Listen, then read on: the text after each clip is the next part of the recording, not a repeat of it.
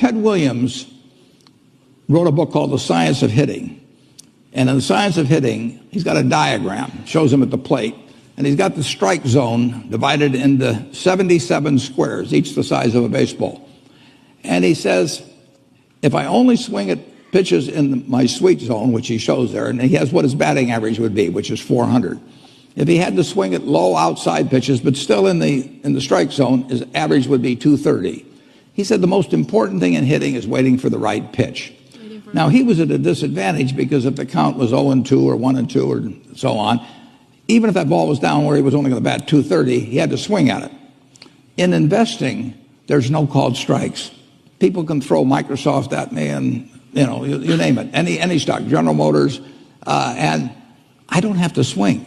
And nobody's going to call me out on called strikes. I only get a strike called if I swing at a pitch and miss. So I can wait there and look at thousands of companies day after day, and only when I see something I understand and when I like the price at which it's selling, then if I swing, if I hit it, fine. If I miss it, it's a strike. But it's an enormously advantageous game. And it's a terrible mistake to think you have to have an opinion on everything. You only have to have an opinion on a few things. In fact, I've told students, if when they got out of school, they got a punch card with 20 punches on it, and that's all the investment decisions they got to make in their entire life, they would get very rich because they would think very hard about each one.